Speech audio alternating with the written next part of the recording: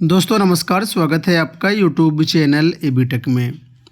आज है 22 दिसंबर 2024 और जान लेते हैं आज की महत्वपूर्ण खबरें जो आज के प्रमुख समाचार पत्रों पर छाई हुई हैं और आप लोगों के लिए बहुत ही इम्पोर्टेंट हैं।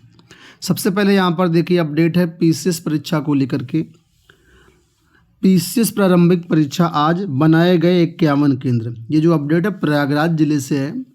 आप लोग जानते हैं पीसीएस की परीक्षा कई बार पोस्टपोन्ड होते होते फाइनली आज 22 दिसंबर को होने जा रही है। तो प्रयागराज में जो परीक्षा होने वाली है उसके लिए लोक सेवा आयोग द्वारा 51 परीक्षा केंद्र बनाए गए हैं। इसकी पूरी तैयारी शनिवार को कर ली गई थी। सेक्टर वाइज स्टैटिक मजिस्ट्रेट और केंद्र व्यवस्थापक व सहायक केंद्र व्यवस्थापकों को इसके लिए विशेष निर्देश दिए गए हैं। ये परीक्षा आज 2 पालियों में, सुबह की पाली 9:30 बजे से 11:30 बजे तक होगी और दोपहर बाद 2:30 बजे से शाम 4:30 बजे के बीच ये परीक्षा कराई जाएगी। इसमें आपको बता दें कुल प्रयागराज में जो अभ्यर्थी हैं वो 21,504 हैं। ठीक है, तो काफ़ी एहतियात के तौर पर बहुत सारी चीज़ें नई पहली बार इसमें इंट्रोड्यूस हो रही हैं जिनको इस परीक्षा में लागू किया जा रहा है ताकि परीक्षा जो है शुचितापूर्ण संपन्न हो, कहीं से कोई दिक्कत ना हो। आपको बता दें जो भी परीक्षार्थी हैं कि जो आपका परीक्षा केंद्र का गेट है वो परीक्षा शुरू होने के 45 मिनट पहले बंद हो जाएगा, यानी एंट्री आपकी 45 मिनट पहले बंद हो जाएगी। एग्जाम्पल के लिए सुबह की परीक्षा 9:30 बजे से है तो 8:45 पर आपका एंट्री बंद हो जाएगा। इसी तरह शाम पाली में भी है, 2:30 बजे से आपकी परीक्षा है। ठीक है, तो आपका 1:45 पे एंट्री बंद हो जाएगी। तो समय से आप पहुंचिएगा क्योंकि बहुत सारी फॉर्मेलिटीज़ हैं जो कि इस परीक्षा में होनी है। ठीक है, आरएस स्कैनिंग वगैरह है, एआई से जांच है, काफ़ी सारी चीज़ें हैं। तो इसके लिए ये सब प्रबंध किए गए हैं ताकि कहीं से कोई दिक्कत यहाँ पर ना आए। ये जो भर्ती है 220 पदों पर हो रही है। ठीक है, तो इस परीक्षा के लिए आपको बता दें 5,76,154 अभ्यर्थी पंजीकृत हैं जो यहाँ पर परीक्षा देंगे। और इसमें जो है सेंटर्स को थोड़ा सा अलग अलग ज़िलों में, अलग अलग मंडलों में रखा गया है, तो उपस्थिति काफ़ी कम होने की संभावना है। मुझे लगता है 50 से 60% ही उपस्थिति देखने को यहाँ पर मिलेगी। चलिए बढ़ते हम लोग अगली अपडेट की तरफ। तो यहाँ पर देखिए अपडेट है कि घर में रोजगार, प्रवासियों की घटी रफ्तार। दिल्ली से अपडेट है, काम धंधे और रोजगार के लिए दूसरे राज्य जाने वाले कामगारों की संख्या में पिछले 12 वर्ष के दौरान रिकॉर्ड कमी आई है। प्रधानमंत्री की आर्थिक सलाहकार परिषद ने अपनी एक रिपोर्ट में राज्यों की समृद्धि की तस्वीर दिखाते हुए कहा है कि लोगों को अपने घर में रोजगार मिलने लगा है तो उनके बाहर जाने की रफ्तार में कमी आई है। एक दूसरी भी अपडेट यहाँ पर देखें दिल्ली से है कि विदेश में पढ़ने के लिए एससी छात्रों का खर्च उठाएगी सरकार। आम आदमी पार्टी के संयोजक अरविंद केजरीवाल ने शनिवार को डॉक्टर अंबेडकर स्कॉलरशिप स्कीम की घोषणा की। उन्होंने कहा कि ये योजना अनुसूचित जाति के छात्रों के लिए निर्धारित है। इस वर्ग के विदेश में पढ़ने वाले इच्छुक छात्रों का पूरा खर्चा दिल्ली सरकार उठाएगी। इस योजना का लाभ इस वर्ग के सरकारी कर्मचारी व अधिकारियों के बच्चों को भी मिलेगा। उन्होंने कहा कि भारतीय जनता पार्टी ने जिस तरह से संसद में बाबा साहब का अपमान किया उसके जवाब में बाबा साहब के सम्मान में अनुसूचित जाति के छात्रों के लिए योजना लेकर के आए हैं। तो कुल मिलाकर के दिल्ली सरकार ये योजना लेकर के आई है और इसमें जो भी छात्र विदेश में पढ़ेंगे एससी कैटेगरी के उनका जो खर्च है वो आम आदमी पार्टी की सरकार दिल्ली में उठाएगी।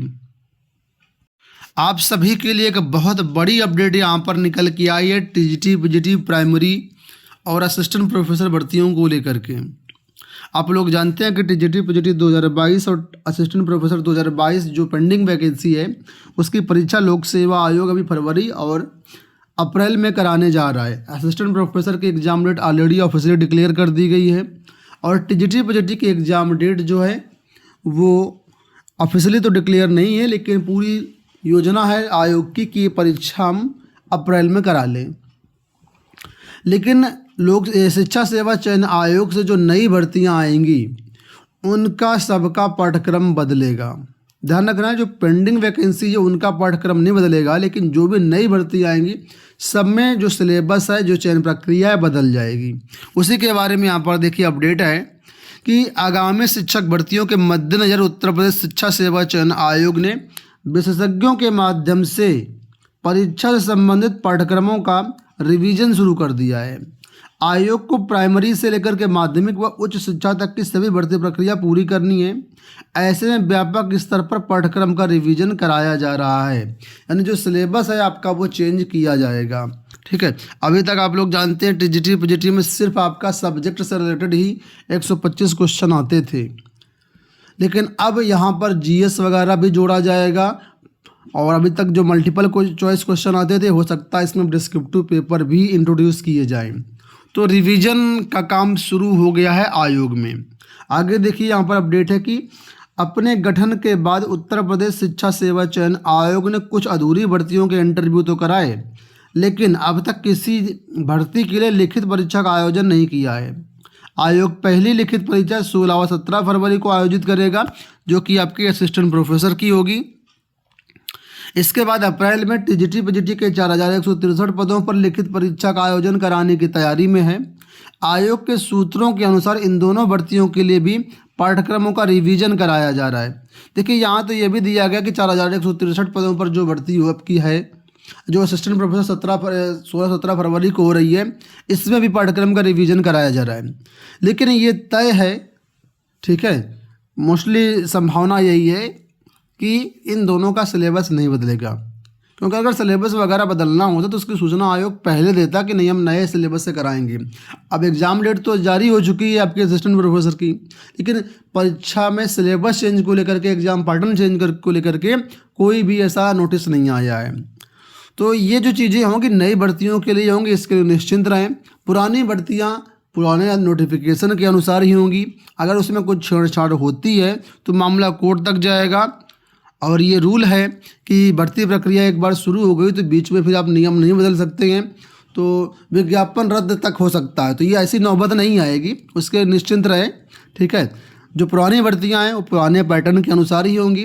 ये जो रिवीजन हो रहा है ये नई भर्तियों में होगा, जो नोटिफिकेशन शिक्षा सेवा चयन आयोग जारी करेगा उसके लिए चेंजेस में रहेंगे। तो नीचे देखिए दिया गया है कि परिषदीय प्राथमिक विद्यालयों में शिक्षक भर्ती, अल्पसंख्यक महाविद्यालयों में शिक्षक भर्ती, अटल आवासीय विद्यालयों में शिक्षक भर्ती हैं, ये सब जो शिक्षक भर्तियाँ होंगी उनमें ये चीज़ें हो सकती हैं।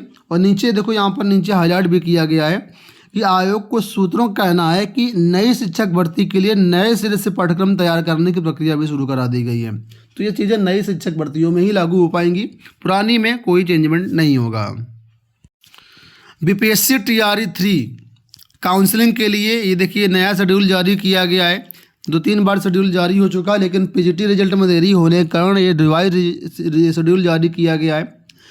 पहले 23 दिसंबर से लेकर के 28 दिसंबर तक शेड्यूल निर्धारित था काउंसलिंग का, लेकिन अब इसे बढ़ाकर के 9 जनवरी से 16 जनवरी तक कर दिया गया है। ठीक है, तो जो भी बीपीएससी TRE 3 के अभ्यर्थी हैं, चाहे वो टीजीटी के हों, पीजीटी के हों, PRT के हों या जूनियर के हों, उन सभी के लिए यही अपडेट है कि यहाँ पर आपका शेड्यूल चेंज हो चुका है। देखिए ये नोटिस जारी करके यहाँ पर ये नया शेड्यूल आपके सामने दिया गया, जिसमें आप लोग देखेंगे तो यहाँ पर देखिए 1 to 5, 6 to 8, 9, 10 और 11, 12 TRE 3 की यहाँ पर बात हो रही है। इन सब का जो शेड्यूल है पहले 23 से 28 दिसंबर के बीच था, अब इसको 9 जनवरी से 16 जनवरी 2025 के बीच कर दिया गया है। अंत में राइट टू एक्ट एजुकेशन के तहत जो एडमिशन हो रहे हैं उसके बारे में यहाँ अपडेट है। RTE जिसको बोलते हैं कि निजी स्कूलों में मुफ्त दाखिले के लिए 1,32,000 आवेदन। उत्तर प्रदेश में शिक्षा का अधिकार अधिनियम RTE के तहत निजी स्कूलों में प्री प्राइमरी व कक्षा 1 में प्रवेश के लिए 1,32,000 आवेदन आए हैं।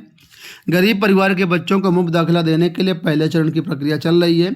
अब सत्यापन के बाद 24 दिसंबर को ऑनलाइन लॉटरी निकाली जाएगी और सीटें आवंटित की जाएंगी।